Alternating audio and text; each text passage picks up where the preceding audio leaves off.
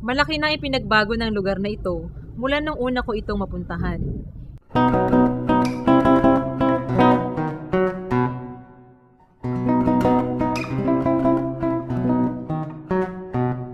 Sa halagang 50 piso, aabot ka na sa lugar na ito. 50 kilometro mula sa kabayanan ng Puerto Princesa matatagpuan ang Barangay Inagawan. Mayroong malawak na lupain, tahimik na namumuhay ang mga tao, masayahing komunidad at sagana sa yamang dagat at bigas. Sagana sa maraming bagay ang Barangay Inagawan. Ngunit kulang ang kaalaman ng mga tao rito kung paano gagamitin sa mas epektibong pamamaraan ang kanilang mga likas yaman. Kung kaya't hindi ito nakasasapat upang higit na maging maunlad ang pamumuhay ng mga naninirahan dito.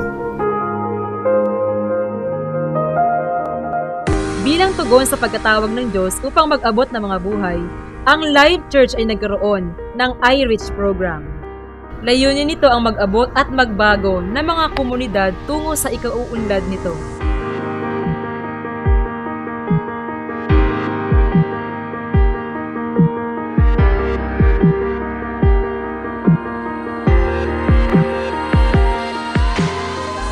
Higit sa lahat ay upang ipalaganap ang mabuting balita ng kaligtasan na handog ng Panginoon.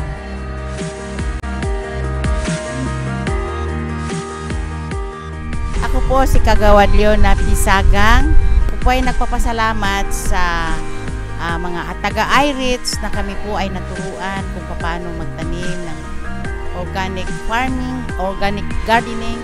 At salamat po sa lahat. Kami po ay kanilang tinuruan at nakakabigay po ng dagdag kita. At kami po ay natutuwa na ang aming kabarangay, dito na sila kumukuha ng kanilang pangbayad ng kuryente at sa pangtuition. Ako po si Roger Tugano. Maraming salamat po sa tulong ng iReach. Natuto kaming kung paano magtanim. Noon hirap kami, ngayon po ay may kabuhayan na kami sa tulong ng iReach. Wala na pong problema sa mga, lalo na po sa baon ng mga anak ko. Panggastos po sa bahay araw-araw. Pipitas lang po kami ng gulay. Pagbibili na po. Dahil naging bukas ang palad mo sa pagbibigay, hindi lamang isang buhay ang naabot, kundi ang buong komunidad ay nagkaroon ng pagbabago.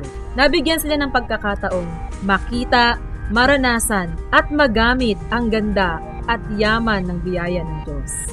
Tunay ngang tapat ang Diyos sa kanyang mga salita, sapagkat 1 taon na po ang nakalipas, simula nang buksan natin ang iReach Inagawan.